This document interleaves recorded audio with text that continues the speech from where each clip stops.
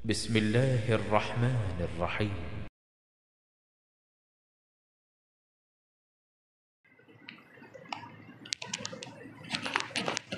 الحمد لله رب العالمين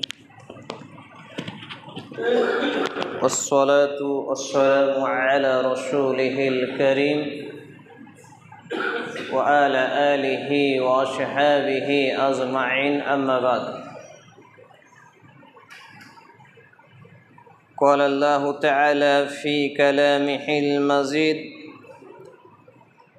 والفرقان الحميد أعوذ بالله السميع العليم من الشيطان الرجيم يا أيها الذين آمنوا ادخلوا في السلم كافة ولا تتبعوا خطوات الشيطان بسم الله الرحمن الرحيم وقال الله تعالى يا أيها الذين آمنوا اتقوا الله حق تقاته ولا تموتن إلا وأنتم مسلمون الآية عن أبي هريرة رضي الله تعالى عنهما قال قال رسول الله صلى الله عليه وسلم أكثر الذكر في هذه اللذات يقين الموت يعني الموت رب اشرح لي صدري ويسر لي أمري واحلل عقدة من لساني يفقهوا قولي رب أبشر ولا تؤشر وتمم بالخير رب زدني علما رب زدني علما رب زدني علما যাবতীয় প্রশংসা গুণগান গুণকীর্তন হামদ ও শান একমাত্র আল্লাহ রাব্বুল আলামিনের জন্য, যিনি এক এবং একক ওয়াহদাহু লা শারীক। যে আল্লাহ রাব্বুল আলামিনের প্রশংসার ধারা শেষ করা অসম্ভব, তারই প্রশংসা করত আন্তরিকতার সাথে। ছোট্ট ক্ষুদ্র একটি ভাষা আমরা একযোগে একসঙ্গে পুরুষ হিসেবে উচ্চস্বরে পাঠ করি। আসুন আমরা বলি আলহামদুলিল্লাহ, আমরা বলি আলহামদুলিল্লাহ। অতঃপর অসংখ্য দরুদ ও সালাম শান্তির ধারা বিকশিত হোক আখির নবী নবী রহমাতুল আলামিন বিশ্ব মানবতার মুক্তির দিশারি মহাত্মা মহাপুরুষ মুহাম্মদুর রাসূলুল্লাহ পড়ি সাল্লাল্লাহু আলাইহি ওয়াসাল্লামের প্রতি আমরা বলি আল্লাহুম্মা সাল্লি আলাইহি আল্লাহুম্মা বারিক তাসলিম সাল্লাল্লাহু তাআলা আলাইহি ওয়াসাল্লাম।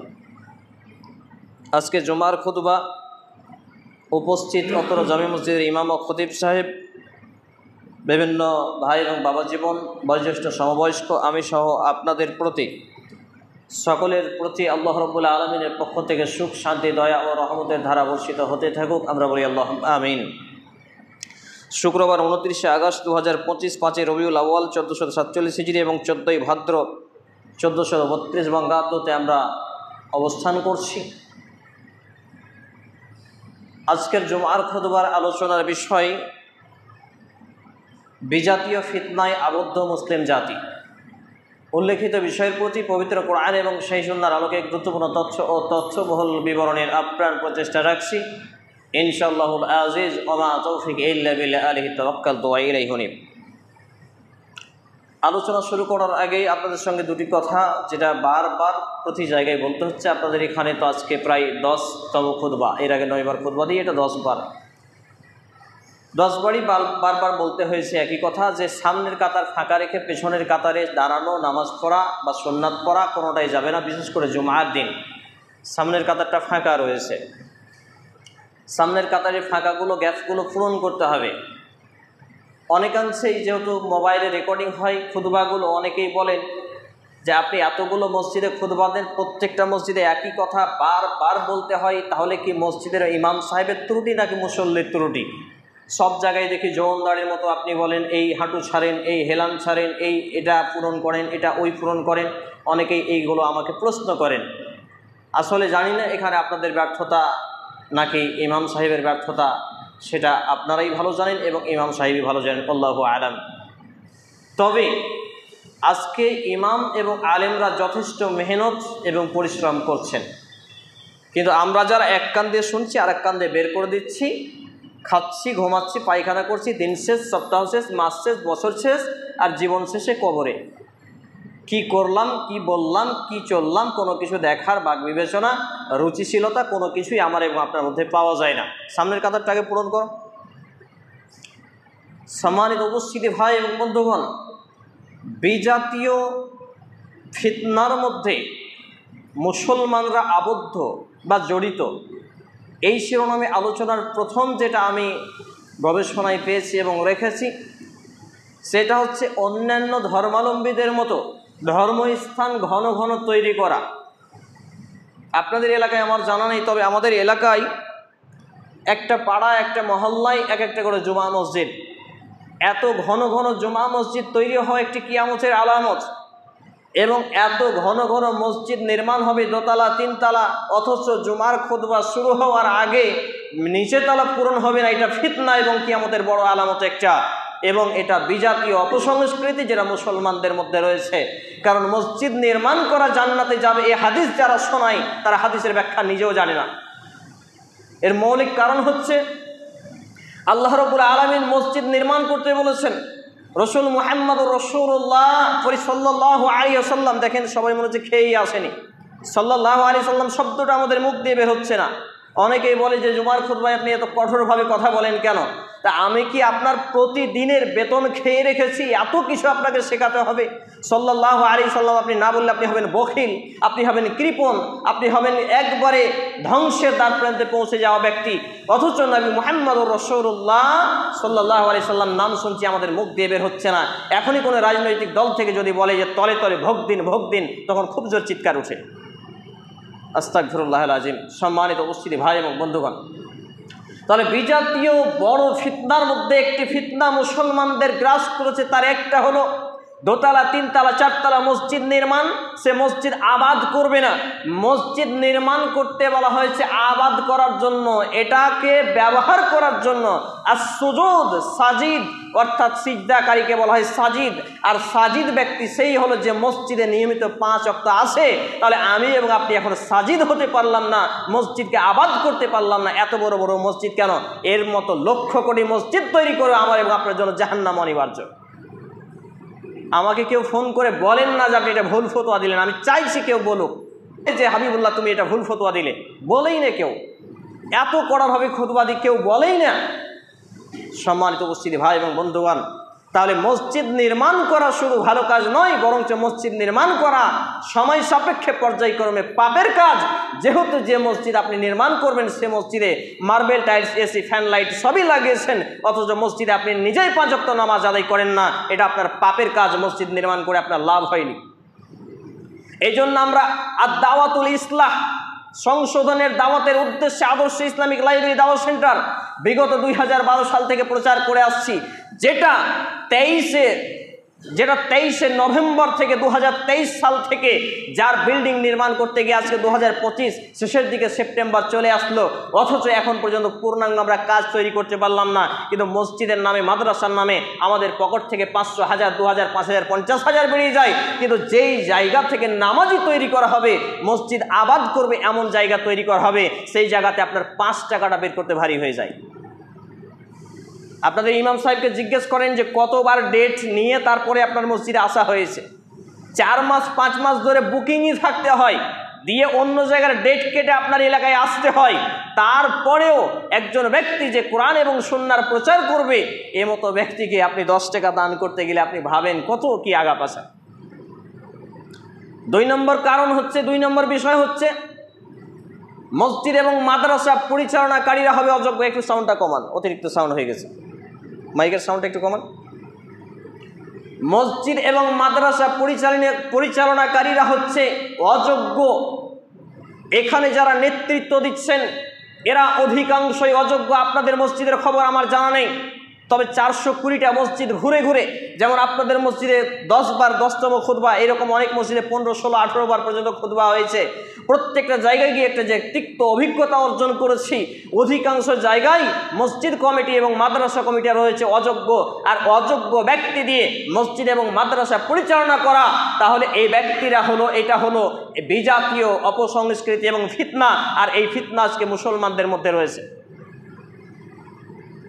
ইমাম যে কাজটা করতে পারেন, মসজিদ কমিটিকে সেই কাজে দক্ষতা রাখতে হবে। উদাহরণস্বরূপ ইমাম সাহেব অসুস্থ হলেন, আপনার যোগ্যতা এবং দক্ষতা হতে হবে যে আপনি ইমামের জায়গাটায় খুতবায় উঠে খুতবা প্রদান করতে পারেন। এই যোগ্যতা যদি না থাকে আপনার মসজিদ কমিটি হওয়ার কোনো অধিকার নেই। চ্যালেঞ্জ করা আছে, আপনি চাইলে বসবেন খুতবা শেষে, যে আপনি বলবেন যে প্রমাণ করেন। নাম্বার 2, ইমাম সাহেব অসুস্থ, কোথাও গিয়েছেন, এমতো অবস্থায় ইমামের জায়গাটা ইমামতি করার দক্ষতা এবং যোগ্যতা যদি আপনার মধ্যে না থাকে, তাহলে আপনার মসজিদ কমিটি হওয়ার কোনো যোগ্যতা নেই, অধিকার নেই। গায়ের জোরে ক্ষমতা দিয়ে আপনি চালাতে পারলেও মালাকুল মউত যখন আপনার আত্মাটাকে টেনে হিচড়ে ছিঁড়বে, ওই মুহূর্তেই সব শেষ হয়ে যাবে।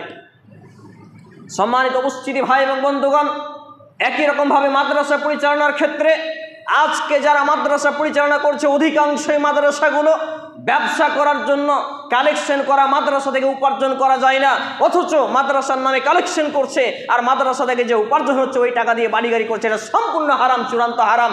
মাদ্রাসা যেই প্ল্যাটফর্ম কালেকশন দিয়ে তৈরি হবে, ওই প্ল্যাটফর্ম থেকে উপার্জন খাওয়া যাবে না। ও যদি শিক্ষকতা করে, শিক্ষকের বেতন হিসাবে খেতে পারে, নইলে এক বেলা যদি খাবার খায় ওইখান থেকে, ওই খাবারের যদি সে ভরণ পোষণের খরচ না দেয়, খাবারের খরচ না দেয়, তাহলে এ হবে জালেম, এ হচ্ছে মাদ্রাসার হক নষ্টকারী ব্যক্তি। সম্মানিত উপস্থিতি ভাই এবং বন্ধুগণ, এর আরেকটি বিষয় হচ্ছে আল্লাহ রাব্বুল আলামিন, আমি আপনাদের সামনে দ্বিতীয় খুতবার পরে প্রথম দফায় যে আয়াতে কারিমা পাঠ করেছি, কুরআনুল কারীমের প্রসিদ্ধ সূরা, প্রসিদ্ধ আয়াত সূরা আল বাকারা 2 নম্বর সূরার 2ম পারা 32 নম্বর পৃষ্ঠা আয়াত নম্বর 208, আল্লাহ রাব্বুল আলামিন বলছেন, ইয়া আইয়ুহাল্লাযীনা আমানু দুখুলু ফিস সিলমি কাফাতাও ওয়া লা তাত্তাবিউ খুতুওয়াতিশ শাইতান ইন্নাহু লাকুম আদুউম মুবিন। আল্লাহ রাব্বুল আলামিন বলছেন, হে ঈমানদারগণ, তোমরা পরিপূর্ণভাবে, সম্পূর্ণরূপে, টোটালটাই ইসলামের মধ্যে ঢুকে যাও, প্রবেশ করো, দাখিল হয়ে যাও। এইখানে একজন ঢোকা যাবে, ওই জায়গায় একজন ঢোকা যাবে। বিভিন্ন জায়গায় হানাফি ভাইদের মসজিদে এরকম থাকতো, এত কিছু বলতে হয় আপনাদের বুঝে ওঠে না যে এইখানে একজন ঢোকা যাবে। মসজিদে এই যে জায়গায় ফাঁকা রাখছেন, আপনারা হাঁটু গেড়ে বসে আছেন, সবই তো সুন্নাতের খেলাফ কাজ। ইনি আবার ঘুমাচ্ছেন, এইভাবে জায়গা ফাঁকা রেখেছেন, এইগুলো তো শয়তান আশ্রয় নেবে। এইগুলোই যদি বলতে হয়, তাহলে আমি আমার বিষয় দিয়ে কখনো আলোচনা করব। এই জন্য আমি মানুষকে নিয়ে তালিম করি, তালিম। এশার নামাজের পর হোক, অন্য নামাজের পর হোক, বসে 5 মিনিট বসেন, কিন্তু আপনাদের এখানে বোধহয় ওই সময়টুকু মানুষ দেয় না। এত ব্যস্ত, সালাম ফিরিয়েই দৌড়বে, চায়ের দোকানে বসে সময় পাবে, পেপার পত্রিকা পড়ার সময় পাবে, ইমাম সাহেবের কাছে দুরা কোরআন এবং হাদিস শুনবে, এর সময় হয়তো মেলে না। কিয়ামতের আলামত। সম্মানিত উপস্থিতি ভাই এবং বন্ধুগণ, আল্লাহ রাব্বুল ইজ্জাত এখানে আমাকে এবং আপনাকে, বিশেষ করে যারা আমরা মুসলমান দাবি করি, ঈমানওয়ালা দাবি করি, আমাদেরকে ডাক দিয়ে সম্বোধন করে, টার্গেট করে, মার্ক করে, ট্যাগ করে বললেন যে তোমরা ইসলামের মধ্যে পরিপূর্ণ ঢুকো। ইসলামের মধ্যে পরিপূর্ণ ঢুকে আমরা একটা উদাহরণ দিতে পারি। মশা লাগছে রাত্রিবেলা, মশারির মধ্যে ঢুকেছেন, কখনো হাত বের করে, কখনো পা বের করে ঘুমাই নাকি? সম্পূর্ণটা ঢুকি না? তাহলে মশারির ভিতরে ঢোকা আমরা বুঝি, কিন্তু পরিপূর্ণ ইসলামে ঢোকা আমরা বুঝি না। পরিপূর্ণ ইসলামে ঢোকা মানে দিনে এবং রাতে 5 ওয়াক্ত সালাত কায়েম করা। পরিপূর্ণ ইসলামে ঢোকা মানে দাড়ি কাটছাট করা হারাম চলবে না। পরিপূর্ণ ইসলামে ঢোকা মানে টাকনুর নিচে প্যান্ট পোশাক পরিধান করা হারাম চলবে না। পরিপূর্ণ ইসলামে ঢোকা মানে বিড়ির উপার্জন হারাম, এটা চলবে না। পরিপূর্ণ ইসলামে ঢোকা মানে গান বাজনা শোনা হারাম, এটা চলবে না। পরিপূর্ণ ইসলাম মানে এই 5ই সেপ্টেম্বর, এই অমুক তমুক যতগুলো উদযাপন রয়েছে, বিজাতীয় সংস্কৃতি, এইগুলো চলবে না। আরে তাই সব থেকে ভয়ঙ্কর ব্যাপার হচ্ছে, এক সময় কিছু সালাফি, তথাকথিত নামধারী সালাফি আকীদা এই দাবিকৃত যারা জিলাপি মার্কা আহলে হাদিস নামের আলাদা হাদিস, এরা এক সময় দাবি করত কোনো অনুষ্ঠান জায়েজ নেই। সেই সময় মালদার ইসহাক মাদানী নামের একজন বলেছিলেন যে নববর্ষ উদযাপন করা জায়েজ। এই কথা যখন পেপারে পত্রিকায় এলো, কলম পত্রিকায়, আজ থেকে কয়েক বছর আগের কথা বলছি, কয়েকজন এই ডিজিটাল সালাফিরা তাকে বেদাতি আর ভণ্ড বলে ফতোয়া দিয়েছিল। আজকে এই সব সালাফিরাই দেখছি এইসব উদযাপন করছে, এইসব অনুষ্ঠান মানাচ্ছে। আর এরা নিজেদের পক্ষে বিভিন্ন সাইক পূজারী হয়ে, বিভিন্ন আলেম পূজারী হয়ে এরা এদেরকে ফরমা হিসেবে বানিয়েছে, যেই ফরমাটা একমাত্র নবী মুহাম্মদুর রাসূলুল্লাহ সাল্লাল্লাহু আলাইহি সাল্লাম এই জায়গাটা তাদের সাইককে দিয়ে বসেছেন। আর আমি যখন এই কথা বলি তখন আমি হয়ে যাই ফিতনাবাজ। সম্মানিত উপস্থিতি ভাই এবং বন্ধুগণ, তাহলে আল্লাহ রাব্বুল আলামিন আমাকে এবং আপনাকে পরিপূর্ণভাবে ইসলামের মধ্যে ঢুকতে বললেন, মুসলমান হতে বললেন। অন্যত্রে আল্লাহ রাব্বুল আলামিন, আমি দ্বিতীয় খুতবার পর দ্বিতীয় দফায় যে আয়াতে কারিমা পাঠ করেছি, এখানেই আল্লাহ রাব্বুল আলামিন বলছেন, ইয়া আইয়ুহাল্লাযীনা আমানুত্তাকুল্লাহ হাক্কা তুকাতিহি ওয়া লা তামুতুন্না ইল্লা ওয়া আনতুম মুসলিমুন। হে ঈমানদারগণ, তোমরা আল্লাহকে ভয় করো যেমন করে ভয় করা উচিত, যথাযথ ভয় করো, পরিপূর্ণ ভয় করো, এবং ইল্লা ওয়া আনতুম মুসলিমুন, অন্ততপক্ষে মুসলমান না হয়ে মৃত্যুবরণ করো না। সুবহানাল্লাহ। আল্লাহ রাব্বুল আলামিন প্রথম শব্দ কি বললেন? যথাযথ ভয় করা। আল্লাহ ভীতি করা মানে কি? আমি এখন ধরেন ঘরে রয়েছি, ঘরের মধ্যে হুরকা কপাট লাগানো রয়েছে, বিবাহিত বা অবিবাহিত, মন চাইছে একটু গান শুনতে, কানে হেডফোন দিয়ে যদি শুনি পাশের বাড়ির কেউ তো শুনবে না। তাহলে এই যে আমার খয়েস, আমার মন, আমার মার্জি চাইছে, এটার প্রতি জিহাদ করা, এটার প্রতি যুদ্ধ করা, নফসের গোলামি না করা, এটা হলো আল্লাহ ভীতি, এটা হলো তাকওয়া। আমি কোনো একটা কর্মজীবন করি, সেই কর্মে ফাঁকি দিই না, তল দিয়ে ঘুষ নিই না, মানুষের সাথে বেঈমানি বাটপাড়ি করি না, এটা হচ্ছে তাকওয়া। আমি মসজিদে এসেছি, খতিব সাহেব এমন কিছু কথা বলেছেন কোরআন এবং হাদিসের আলোকে, যেই গুণ, যেই খারাপি আমার মধ্যে রয়েছে, কিন্তু আমি এটা দিয়ে ইমাম সাহেবকে, খতিব সাহেবকে ছোট করলাম না, বরং আমার ভুল শুধরে নিলাম, এটা হচ্ছে তাকওয়া। এই তাকওয়া বা আল্লাহ ভীতি, ইত্তাকিল্লাহ, আল্লাহ ভীতি, এই আল্লাহ ভীতি আসে তাকওয়া থেকে। আর তাকওয়া যার মধ্যে নেই, সে আল্লাহ ভীতি অর্জন করতে পারে না। আজকে আমাদের আল্লাহ ভীতি নেই বললেই চলে। দিন রাত খাই, পায়খানা করি, ঘুমাই, হাসি খেলিতে জীবন কাটাই, বাড়ি গাড়ি টাকা পয়সা নিয়ে মেতে থাকি। আর মৃত্যু কি, মৃত্যুর পরবর্তী কি স্টেপ, মৃত্যুর পরে কি ঘটতে পারে, এই নিয়ে জ্ঞানও নেই, এই নিয়ে জানকারিও নেই, এই নিয়ে আমার এবং আপনার মানকারিও নেই। আমি জানি না তো মানবো কি, ঘটনা হয়ে গেছে এমন। সম্মানিত উপস্থিতি ভাই এবং বন্ধুগণ, আল্লাহ রাব্বুল আলামিন সূরা আল ইমরান 3 নম্বর সূরা ৪র্থম পারা পৃষ্ঠা নম্বর 63 আয়াত নম্বর 102 জানালেন, ইয়া আইয়ুহাল্লাযীনা আমানুত্তাকুল্লাহ হাক্কা তুকাতিহি ওয়া লা তামুতুন্না ইল্লা ওয়া আনতুম মুসলিমুন। হে ঈমানওয়ালারা, তোমরা যথাযথভাবে, যেমনভাবে আল্লাহকে ভয় করা উচিত তেমনভাবে ভয় করো, এবং অন্ততপক্ষে মুসলমান না হয়ে মৃত্যুবরণ করো না। ওইটি আয়াত আর এইটি আয়াতের সাদৃশ্য হলো, এখানে আল্লাহ তাআলা ভয় করতে বললেন এবং অন্ততপক্ষে মুসলমান হয়ে মৃত্যুবরণ করতে বললেন। মুসলমান হয়ে মৃত্যুবরণ করতে গেলে কোনগুলো ইসলামের রীতিনীতি, কোনগুলো অমুসলিমদের রীতিনীতি, এই ব্যাপারে আমাকে এবং আপনাকে বেসিক ইলম, জ্ঞান অর্জন করতে হবে। তারপরে সেইগুলোকে ছুঁড়ে ফেলে দিতে হবে। কোনো একটা মসজিদের আমাকে সভাপতি করা হলো, দেখলাম মসজিদে মাঝে মাঝে ফজরে আজান হয় না, দেখলাম মসজিদে মুসল্লির পরিমাণ কম, ইমাম একাই কোনো সবাই নামাজ পড়ছে, কিংবা ইমামের সঙ্গে আমি দুজন নামাজ পড়ছি। আমি দেখলাম এই মসজিদে যতদিন আগে মসজিদের আওতাভুক্তভাবে যদি তাদেরকে আমি নামাজি তৈরি করতে না পারি, কিয়ামতের মাঠে আমি মসজিদের সভাপতি হওয়ার জন্য পাকড়াও হয়ে যাব। আল্লাহ বলবে, মসজিদের সভাপতি মিয়া বান্দা, তুমি তো মসজিদের বড় সভাপতি ছিলে, তোমার মসজিদে মুসল্লির সংখ্যা কেন এত? তোমাকে এত বড় মসজিদ নির্মাণ কে করতে বলেছে? এই চিন্তায় আমি মসজিদের রিজাইন দিয়ে দিলাম, মসজিদের সভাপতি পদকে ইস্তেফা দিলাম। আমার আব্বা রহমতুল্লাহ আলাই গত 3 তারিখে মৃত্যুবরণ করেছেন, যার কথা বলতে গেলে কলিজা ছিঁড়ে চলে যায়। তিনি যখন বেশ কিছুদিন আগে, মৃত্যুর কিছুদিন আগে, চিন্তা করুন, এইরকম তাকওয়াশীল নিজেকে তৈরি করতে হবে। আজকে গ্রাম্য সর্দার মোড়লদের অবস্থা তাই। আপনার গ্রাম্য সর্দার মোড়লের দলের মধ্যে লোকজন থাকবে বেনামাজি, লুচ্চা, লাফাঙ্গা, চোর, ডাকাত, গুন্ডা, মাস্তান, মার্ডার কেসের আসামি, সব কিছু সমস্যা নেই, কিন্তু অথচ আপনার উচিত ছিল যে আপনার দলের মধ্যে যদি একজন বেনামাজি থাকে, তাহলে বেনামাজিকে ধাক্কা দিয়ে দল থেকে বের করে দেওয়া, সমাজ থেকে বহিষ্কৃত করা, কবরস্থান থেকে বঞ্চিত করা। কিন্তু এইরকম ঈমান এবং আমল, এইরকম আল্লাহ ভীতি, তাকওয়া হয়তো আপনি নিজেই অর্জন করতে পারেননি। সর্দার মডেল অমুক তমুক হওয়ার পরে তাহলে আপনি সদস্যদের কি করবেন? সম্মানিত উপস্থিতি ভাই এবং বন্ধুগণ, এই সবগুলোই হচ্ছে বিজাতীয় রীতিনীতি এবং বিজাতীয় সংস্কৃতি, যেগুলো আমাদের মুসলমানদেরকে চারিদিক দিয়ে চেপে ধরেছে। আর এইগুলো আমাকে এবং আমার এবং আপনার মধ্যে চেপে ধরার কারণে আমরা মনে করছি যে আমরা তো ঠিক দায়িত্ব পালন করছি, আমরা তো ঠিক জায়গায় আছি। অথচ আপনার এই মনের মধ্যে, আপনার ইমানে একটু বিবেকটাকে নাড়া দেওয়ার কথা এইরকম হওয়া উচিত ছিল যে আমি হয়তো মসজিদে ফার্স্ট কাতারে প্রথম ব্যক্তি চলে এলাম, মসজিদের দায়িত্বশীল, কিন্তু এই মসজিদের চারিপাশে কি হিন্দু, খ্রিস্টান, ডোমচামার, মেথর বসবাস করে নাকি মুসলমানের বাচ্চা বসবাস করে? এই চিন্তাধারা করে আপনার এমনটি হওয়া উচিত ছিল যে না, মুসলমান বসবাস করে। যদি মুসলমান বসবাস করে তাহলে তাদেরকে বাপ, ভাই আর কিছু বলে হাত পা ধরে মসজিদ মুখে কিভাবে করা যায়, ইমামকে ধরেন আর 5টা আলেমকে ধরেন, কি করে তাদেরকে মসজিদমুখী করা যায়, কি করে নামাজি করা যায়, কি করা যায়, এইরকম একটা চিন্তাধারা হওয়ার কথা ছিল। কিন্তু আপনার চিন্তাধারা তেমন নেই। শুধু বড় বড় মসজিদ নির্মাণ করেন, পিলার দেন, ছাদ দেন, অমুক দেন, তমুক দেন, আর কিছু করেন। আরে প্রয়োজনে চাটাইয়ের ঘরেও নামাজ হবে নাকি হবে না? তাহলে কোথাকার রীতি কোথাকার নীতি? মুসলমানদের রীতিনীতি এমন ছিল না। একটি হাদিস মনে পড়ে গেল, নবী মুহাম্মদুর রাসূলুল্লাহ সাল্লাল্লাহু আলাইহি সাল্লাম সাজদায় আছেন, তার কপাল মোবারক পাথরে কেটে দাগ হয়ে যাওয়ার মতো অবস্থা হয়েছে, এটা ফুটে গেছে।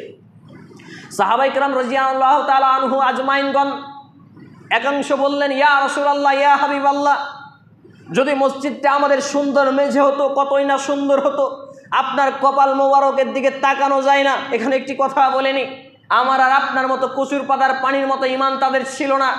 এই 5 মিনিট 7 মিনিট 10 মিনিট 4 রাকাত নামাজ হতো না। ইকবাল কিলানি রাহিমাহুল্লাহ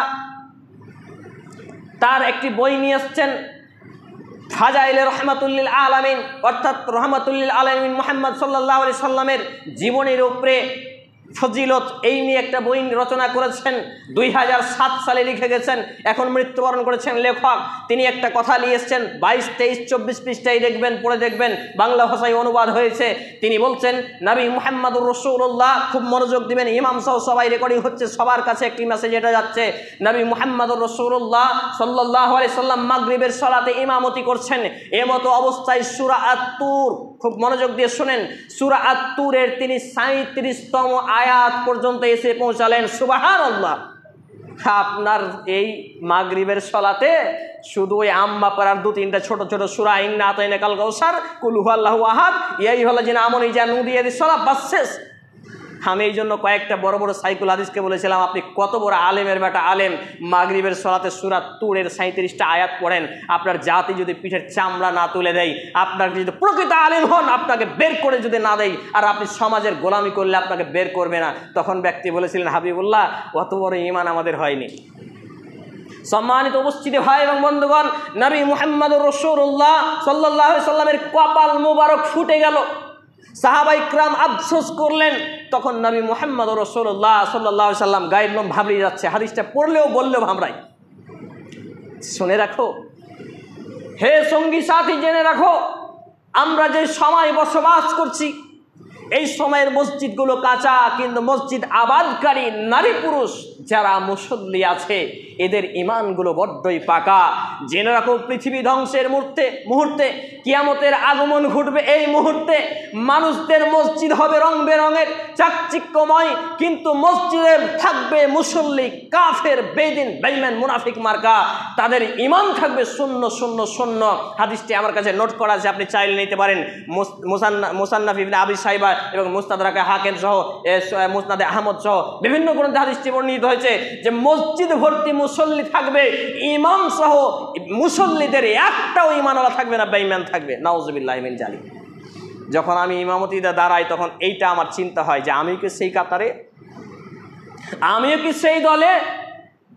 এই অনুশোচনা আমার এবং আপনার কখন হবে? যখন কোরআন এবং হাদিস আমি এবং আপনি চর্চা করব, পড়াশোনা করব। তো নবী মুহাম্মদ রাসূল সাল্লাল্লাহু আলাইহি সাল্লাম আফসোস করে বলেছিলেন, কিয়ামতের পূর্বে মানুষদের মসজিদগুলো হবে রং বেরঙের মার্বেল টাইলসের, কিন্তু মসজিদে থাকা ব্যক্তিদের ঈমান হবে কচুর পাতার পানির থেকেও খারাপ। মনে হবে মুসল্লি, হুজুরে পীর কেবলা, অমুক তমুক এত বড় ইমানদার ব্যক্তি আজকে আমাদের মসজিদে। যেমন আমি আমার দেশ থেকে মনে হয় ফেরেশতার অমুক, কিন্তু আমার ভিতরে অন্তর কতটা কুলুষিত, কতটা পাক পবিত্র বা কতটা পাপিষ্ট, এটা আমি জানি এবং আমার রব জানে। এটা আমি জানি এবং আমার রব জানে। সম্মানিত উপস্থিতি ভাই এবং বন্ধুগণ, তাই নিজেকে শুদ্ধিকরণ করুন। আল্লাহ রাব্বুল আলামিন আমাকে এবং আপনাকে যে দিন দিয়েছেন, দিনুল ইসলাম, যেই দিনুল ইসলাম হচ্ছে চূড়ান্ত দিন, আল্লাহর কাছে অ্যাকসেপ্টেবল, এটাই একমাত্র রিলিজিয়ন। যে ইন্না দীনা ইনদাল্লাহিল ইসলাম, সূরা আল ইমরান 3 নম্বর সূরা 19 নম্বর আয়াত, আল্লাহর কাছে একমাত্র গ্রহণযোগ্য দিন ইসলাম। আর এই ইসলাম ছেড়ে আগামী 5 সেপ্টেম্বর আপনি অনুষ্ঠান পালন করবেন, এখানে আপনার খরচ হয়, এখানে সময় যায়, এখানে আরও কিছু করতে হয়, কিন্তু যেখানে মানুষকে নামাজি করা যায়, মানুষকে সমাজি করা যায়, মানুষকে মানবিক করা যায়, মানুষকে ধর্মিক করা যায়, এই জায়গাতে আপনার খরচ তেমন নেই, এই জায়গাতে আপনার টাকা দেওয়া ভারী। এই জন্য আমি একটা কথা বলি, আপনার চায়ের দোকানে বসে 50 টাকার নোটটা খরচ করতেও তেমনটা কষ্ট হয় না। আপনার দরজায়, আপনার মসজিদে, আপনার পাড়ায়, আপনার মহল্লায়, আপনার এলাকায় একটা মিসকিন, একটা শিক্ষক, একটা পরিচালক, একটা আপনার কোরআন সুন্নাহর পরিচালক, দাওয়াত সেন্টারের পরিচালক, সে যদি আসে আপনার পকেট থেকে 5 টাকা বের করতে যতটা কষ্ট, 500 টাকা বন্ধু বান্ধবের পেছনে খরচ করতে আপনার ততটা কষ্ট নয়। এখানেই বুঝতে হবে আমি এবং আপনি কতটা ঈমানদার, কত বড় ঈমানওয়ালা নাকি বেঈমান। আমি এবং আপনি মুসলিম হয়েও বিজাতীয় রীতিনীতিতে কতটা অনুসরণীয়, অনুকরণীয় হয়ে গেছি। সম্মানিত উপস্থিতি ভাই এবং বন্ধুগণ, আমি আপনাদের সামনে যে হাদিস পাঠ করেছিলাম যে আবু হুরায়রা রাদিয়াল্লাহু তাআলা আনহু তিনি বলছেন, আকসারু যিকরি হাযিহিল লাজ্জাতি ইয়ানিল মাউতা। আবু হুরায়রা রাদিয়াল্লাহু তাআলা আনহু বিশ্ববিখ্যাত সাহাবী, নবী মুহাম্মদুর রাসূলুল্লাহ সাল্লাল্লাহু আলাইহি সাল্লাম তিনি বলছেন যে তোমরা জীবনের স্বাদ নষ্টকারী, দুনিয়ার আনন্দ উপভোগ নষ্টকারী, হরণকারী, দুনিয়ার যতগুলো আয়েশ আরাম মৌজ মাস্তিকে নষ্টকারী বিষয়ের প্রতি বেশি বেশি স্মরণ করো, তার জিকির করো, তাকে নিয়ে আলোচনা করো, তাকে নিয়ে ভাবো, তাকে নিয়ে কল্পনা করো। অর্থাৎ মরার আগেও কবরে রেখে নিজেকে নিয়ে কল্পনা করো। সেটা হচ্ছে কি? ইয়ানিল মাউতা, অর্থাৎ মৃত্যুকে নিয়ে। মৃত্যু এমনই একটা জিনিস দুনিয়ার সমস্ত স্বাদকে নষ্ট করে দেয়। আপনি রঙিন চোখে পৃথিবী সাজাচ্ছেন, রঙিনভাবে এই দুনিয়ার আয়েশ আরামকে সাজাচ্ছেন, গুছাচ্ছেন, বাড়ি গাড়ি জমি জায়গা আরও কিছু আপনি ডেভেলপ করার চিন্তায় রয়েছেন। একটু শুধু ঘুমানোর সাথে সাথে চোখ দুটো বন্ধ করে এখানে বসে আছেন। এই অবস্থায় শুধু একবার কল্পনা করুন যে বাই চান্স যদি আমার এই মুহূর্তে মালাকুল মউত চলে আসে, গ্যারেন্টি আছে, ঘোষ দিয়ে রেখেছি, সময়সীমা জানি, ভ্যালিডিটি কখন জানি না, যদি এই মুহূর্তেই চলে আসে, আমার দেহ থেকে আত্মাখানা বের করে নিয়ে চলে যায়, আমার মৃত্যু ঘটে যায়, লোকে কেউ ভালো বলবে, কেউ খারাপ বলবে, কেউ বলবে লোকটা খুব ভালো, কেউ বলবে খুব খারাপ, কিন্তু আমি ভালো না খারাপ এটা আমি জানি। আমার দুই ঘাড়ে যে ফেরেশতা মণ্ডলী ছিলেন কিরামান কাতিবিন, সম্মানিত ফেরেশতাগণ, দুইজন আসলে নয়, এরা পালাক্রমে বদল হয়। এবং আমার আমল নামা আমার রব কি জানে না আমি কেমন ছিলাম। তাহলে আমি যদি এইটা নিয়ে চিন্তা করি আমি মারা যাব, আমার ছেলে মেয়ে দোয়া করবে নাকি বদদোয়া দিবে, আমি সাদকায় জারিয়ে রেখে যাচ্ছি নাকি পাপের জারিয়ে রেখে যাচ্ছি। কারণ কোনো ব্যক্তি যদি নিজের ছেলে মেয়েকে বেনামাজি অবস্থায় মারা যায়, সাদকায় জারিয়ে আজকে ভণ্ড হুজুররা শোনায় আর দান করে করে নিয়ে চলে যায়। পাপের জারিয়া শুনুন আগে, তারপর সাদকায় জারিয়া বলবো। সাদকায় জারিয়া তো শুনেন, পাপের জারিয়া হলো আপনি একজন বাপ আর আপনি জন্ম দিয়েছেন এমন একজন বাপ হওয়ার পরে বেটি বা বেটাকে যে বেনামাজি, দিনে রাতে 5 ওয়াক্ত নামাজ পড়ে না, শুকুর আলী শুধু শুক্রবারে পড়ে, আপনার বাপ বা মা মারা গেছে বা আপনি মারা গেছেন, এমতো অবস্থায় আপনার সামান্য থেকে সামান্য অবহেলার কারণে যদি কেউ বেনামাজি হয়ে থাকে আর আপনি কবরে শুয়ে তাদের বেনামাজির যত পাপ হচ্ছে তার একাংশ পাপ আপনার আমল নামায় পৌঁছাবে। এটা হলো পাপের জারিয়া, বলি না আউযুবিল্লাহি মিন জালিক। কজন ভাবি এটা? আমরা তো ডেলিভারি খুব করি, প্রোডাকশন খুব দিই, বছর পর পর, 1 বছর পর পর, 2 বছর পর পর কি হয়েছে না, তো আল্লাহ দিয়েছে। এত ডেলিভারি দিতে ইসলাম বলেন, ইসলাম যারা পড়াশোনা করেন তাদের বক্তব্য এটা, আল্লাহ দিয়েছে তো কি করব। আপনাকে প্রোডাকশন এত ঘন ঘন দিতে আল্লাহ রাসূল বলেননি, মেডিকেল সায়েন্সও বলে না। পড়াশোনা না করলে কি আর হবে? তাহলে আপনার ছেলে মেয়ে সুপথে নাকি কুপথের যাত্রী, আপনি যদি বিন্দুমাত্র অবহেলার কারণে আপনার ছেলে ফজরে নামাজে উঠলো না, আপনি উঠে চলে এলেন, জামাত ধরে নিলেন, আপনি মনে করলেন আমি একবারে হুজুর সাহেব, আমি একবারে মাপ পেয়ে যাবো আল্লাহর কাছে। কখনো নয়, এটা হতেই পারে না, সম্ভব নয়। বরঞ্চ আপনি হয়ে গেলেন দাইয়ুস। আর দাইয়ুস আল্লাযী ইকুররিফিল আহলিল খাবাইস, যে তার পরিবারকে বেদিন বানায়, বেহায়া বানায়, নির্লজ্জ বানায়, পাপিষ্ঠ বানায়, যার অবহেলার কারণে ঘটে, এই ব্যক্তি হচ্ছে দাইয়ুস। সেই ব্যক্তি জান্নাতে যাবে না। লা ইয়াদখুলুনাল জান্নাহ, সেই ব্যক্তি জান্নাতে যাবে না। জান্নাতে তো যাবে না, জান্নাতের সেন্ট সুগন্ধ পাওয়া যায় প্রায় 670 বছরের দূরত্ব পথ থেকে, অথচ এই ব্যক্তি জান্নাতের সুঘ্রাণ পর্যন্ত পাবে না, বলি না আউযুবিল্লাহি মিন জালিক। সম্মানিত উপস্থিতি ভাই এবং বন্ধুগণ, এই চিন্তায় রাতকে রাত ঘুম হয় না। ছেলে মেয়েকে কীভাবে রেখে যাব, মরার পরে ভালো থাকবে নাকি খারাপ থাকবে এই চিন্তা। আর সাদাকায়ে জারিয়াটা হলো ছেলে মেয়ে যদি নামাজি হয়, দোয়া করে, তাসবিহ তাহলিল করে, জিকির আজকার করে, কোরআন তেলাওয়াত করে, দান সাদাকা করে। বাপ মা, যেমন আমার মা মারা গেছেন 49 মাস হলো, আব্বা মারা গেলেন গত 3 আগস্টে। তাহলে এখন যদি আমরা বিন্দুমাত্র পাপ করি, আব্বা এবং মায়ের কবরে পৌঁছাবে, আর বিন্দুমাত্র যদি ভালো কাজ করি, আব্বা মায়ের কবরে পৌঁছাবে। এটা হচ্ছে সাদাকায়ে জারিয়া এবং পাপের জারিয়া। এ নিয়ে আমার মতো যারা খুতবা প্রদান করে, যারা বক্তব্যের স্টেজে উঠে, এদেরই 1995 জন জানেন আমি চ্যালেঞ্জ করেছি। জানেই না, বুঝেই না, কোনো গুরুত্বই নেই এটা নিয়ে। সম্মানিত উপস্থিতি ভাই এবং বন্ধুগণ, পরিশেষে একটি হাদিস বলে আপনাদের সামনে আলোচনা গুটিয়ে ফেলবো। সে হাদিসটা হচ্ছে নবী মুহাম্মদ রাসূল সাল্লাল্লাহু আলাইহি সাল্লামের বিশ্ববিখ্যাত একজন সাহাবী ইবনে উমর রাদিয়াল্লাহু তাআলা আনহু, তিনি বলছেন, আর ইবনে উমর রাদিয়াল্লাহু তাআলা আনহু قال قال رسول الله صلى الله عليه وسلم من تسبح بقوم فهو منهم। উমর রাদিয়াল্লাহু তাআলা আনহু তিনি বলছেন, রাসূল মুহাম্মদ সাল্লাল্লাহু আলাইহি ওয়াসাল্লাম বলেছেন, যেই ব্যক্তি, যেই জাতি, যেই কওম, যেই নেতার আদর্শ অনুসরণ অনুকরণ করলো, সেই ব্যক্তি, সেই জাতি, সেই কওম, সেই নেতার আদর্শে আদর্শিত জীবন নিয়ে চলার কারণে সে এখন তার উম্মত হয়ে গেল, তার দলভুক্ত হয়ে গেল, তার দলে হয়ে গেল, অর্থাৎ ইসলাম থেকে বেরিয়ে গেল। নাউযুবিল্লাহি মিন যালিক।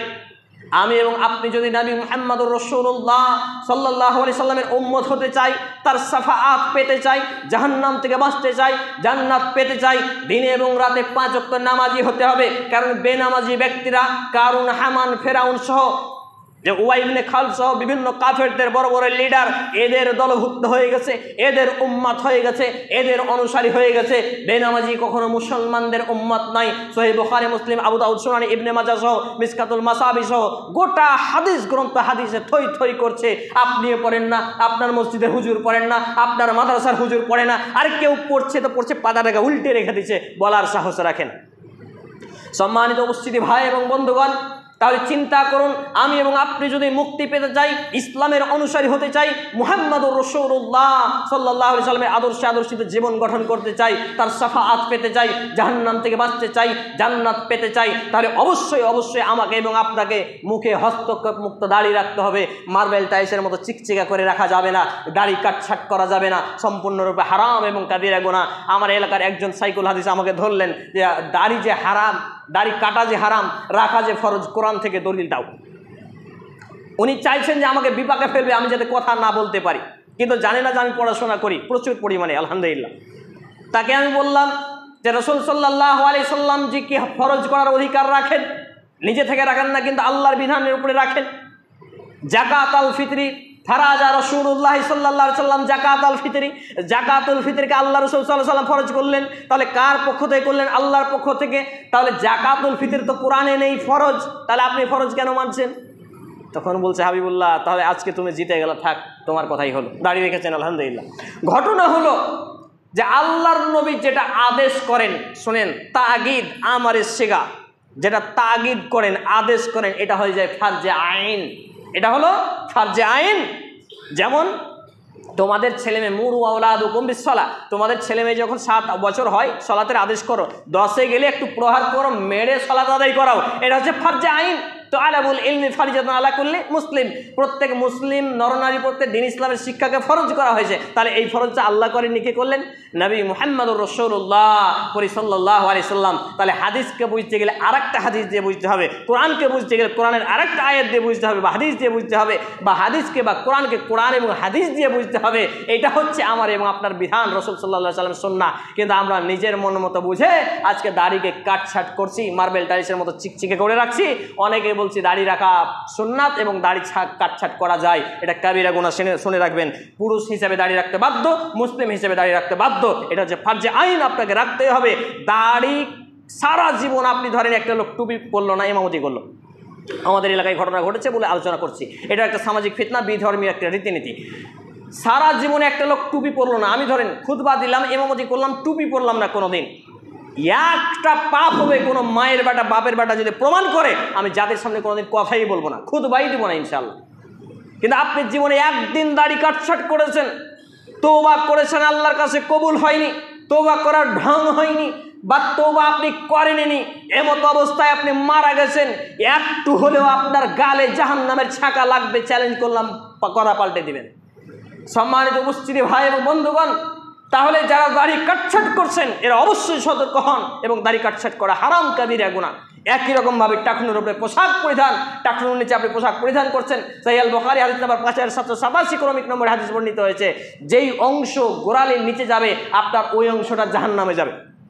আমার এক আত্মীয়কে যখন বললাম তো বলছে, খ্যাপা পায়ের নিচেটা জ্বলবে, জ্বলুক গা, জাহান্নামে গোটা শরীরটা তো জ্বলবে না, নাউযুবিল্লাহি মিন জালিক। এরা আবার মুসলমান, অথচ নবী মুহাম্মদুর রাসূলুল্লাহ সাল্লাল্লাহু আলাইহি সাল্লামের আপন চাচাকে জাহান্নামের সব থেকে কম শাস্তি দেওয়া হবে।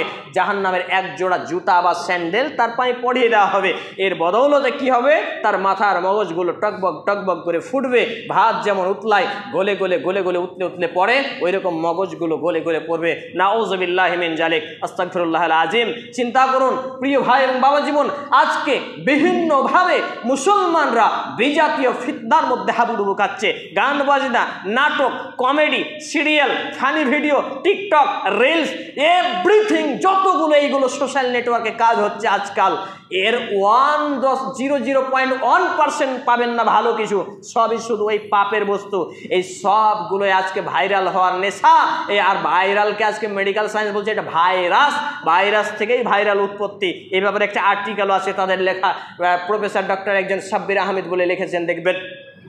এই ভাইরাল হওয়ার নেশায়, টাকা উপার্জনের নেশায় আজকে মুসলমানরা ঈমান এবং আমল বিক্রি করে দিচ্ছে, তাদের জাতিগত বৈশিষ্ট্য ভুলে যাচ্ছে, চরমপন্থা উগ্রপন্থা জঙ্গিবাদের দিকে ঢুকে যাচ্ছে। তারা কোরআন এবং হাদিস ছেড়ে দিচ্ছে, মসজিদমুখী হয় না, মাদ্রাসামুখী হয় না, দান সদকায় 10 টাকা ব্যয় করে না, কিন্তু তারা গান বাজনা, এই মোবাইল রিচার্জ, ইটা সেটাতে লাখ লাখ টাকা বিলিয়ে দিচ্ছে, ধ্বংস হচ্ছে। এই আপনার IPL খেলছে, জুয়া খেলছে, যা ইচ্ছা তাই করছে। এই চারিদিক মিলিয়ে মুসলমানরা বিজাতীয় রীতিনীতি অনুসরণ করছে, তারা ইসলাম থেকে বেরিয়ে গেছে। আমার মতো যারা দায়িত্বে আছে তারা খুতবা দেয় কিন্তু সতর্ক করে না। এরা সহ তাদের নেতা সহ তাদেরকে জাহান্নামে নিক্ষেপ করবেন। আল্লাহ রাব্বুল আলামিন, আল্লাহ রাব্বুল আলামিনের কাছে পরিত্রাণ চাই এই ভয়াবহ শাস্তি থেকে, এই ফিতনা থেকে, দুনিয়া এবং আখিরাতের যাবতীয় ফিতনা, বালা মুসিবত, শাস্তি আল্লাহ রাব্বুল আলামিনের ক্রোধ থেকে আমি সহ উপস্থিত সকলের জন্যই দোয়া প্রার্থনা করছি। আল্লাহ রাব্বুল আলামিন আমাকে সহ উপস্থিত প্রত্যেকটা ভাই এবং বোনকে বিভিন্ন বিজাতীয় ফিতনা থেকে, ষড়যন্ত্র থেকে, বিভিন্ন কার্যক্রম থেকে বাঁচিয়ে প্রকৃত অর্থে মুসলমান হওয়ার তৌফিক নসিব করুন। আমরা বলি আল্লাহুম্মা আমিন। হে আল্লাহ রাব্বুল আলামিন, আমি নিজেকে এবং উপস্থিত প্রত্যেকটা ভাই এবং বোনকে, প্রত্যেক ভাই এবং বাবা জীবনকে নসিহামূলক কোরআন এবং সুন্নাহ থেকে যতগুলো কথা বললাম, সমস্ত কথাগুলো আগে আমাকে, আমার ছেলে মেয়ে, পরিবার পরিজনকে, ভাই বোনকে, অত্যবার উপস্থিত ভাই এবং বাবা জীবনকে সেই কথাগুলো মেনে চলার তৌফিক নসিব করুন। আমরা বলি আল্লাহুম্মা আমিন। হে আল্লাহ রাব্বুল আলামিন, আমরা যারা অসুস্থ আমাদেরকে পূর্ণাঙ্গ সেফায়ে কামিল আজিলা দিন। আমরা বলি আল্লাহুম্মা আমিন। হে আল্লাহ রাব্বুল আলামিন, আমরা যারা অভাবী আমাদেরকে অভাবমুক্ত হালাল জীবিকা নির্বাহ করার তৌফিক নসিব করুন। আমরা বলি আল্লাহুম্মা আমিন। হে আল্লাহ রাব্বুল আলামিন, আমাদের যারা অসুস্থ তাদেরকে আপনি সেফায়ে কামিল আজিলা দিন। আমরা বলি আল্লাহুম্মা আমিন। হে আল্লাহ রাব্বুল আলামিন, আমাদের যারা মুসলমান হয়ে মৃত্যুবরণ করেছে তাদের জীবনের ভুল ত্রুটি ক্ষমা করুন, কবরের শান্তির বিছানা বিছিয়ে দিন, জান্নাতুল ফেরদাউস নসিব করুন। আমরা বলি আল্লাহুম্মা আমিন। হে আল্লাহ সুবহানাহু ওয়া তাআলা, বিশেষ করে আমার নানা নানি, মা এবং আব্বা, যারা আপনার জিম্মায়, যারা আমাদের ছেড়ে দুনিয়া থেকে চলে গেছে, আল্লাহ জানি না কবরে কী হালাতে কী অবস্থায় আছে। আল্লাহ জীবনের ছোট থেকে ছোট, জানা অজানা, প্রকাশ্য গোপনে, দিনে রাতে প্রকাশ্য, ছোট বড় যা পাপ ভুল ত্রুটি হয়েছে, আল্লাহ আব্বা মা নানা নানির জীবনের ভুল ত্রুটি ক্ষমা করুন, মাফ করুন। আমরা বলি আল্লাহুম্মা আমিন। তাদের কবরে শান্তির বিছানা বিছিয়ে দিন, তাদেরকে জান্নাতুল ফেরদাউস নসিব করুন। আমরা বলি আল্লাহুম্মা আমিন। হে আল্লাহ রাব্বুল আলামিন, আমরা অযোগ্য সন্তান হিসাবে বাপ মায়ের জন্য ক্ষমা প্রার্থনা করছি, আপনি কবুল করুন, কবরে শান্তির বিছানা বিছিয়ে দিন, এবং সাদেকায়ে জারিয়া স্বরূপ আমাদের নেক আমলগুলোকে তাদের কবরে পৌঁছে দিয়ে তাদের মর্যাদা বৃদ্ধি করুন, এবং জান্নাতের লেবাস তাদের শরীরে পরিয়ে দিন, জান্নাতের বিছানা তাদের কবরে বিছিয়ে দিন। আমরা বলি আল্লাহুম্মা আমিন। এ দাবি, এ দোয়া, এ দরখাস্ত মহান আল্লাহ সুবহানাহু ওয়া তাআলার সামনে রেখে আমরা আমাদের আলোচনা এখানেই দিচ্ছি। আল্লাহুম্মা সাল্লি আলা মুহাম্মাদিন ওয়া আলা আলি মুহাম্মাদ কামা সাল্লাইতা আলা ইব্রাহিম ওয়া আলা আলি ইব্রাহিম ইন্নাকা হামিদুম মাজিদ।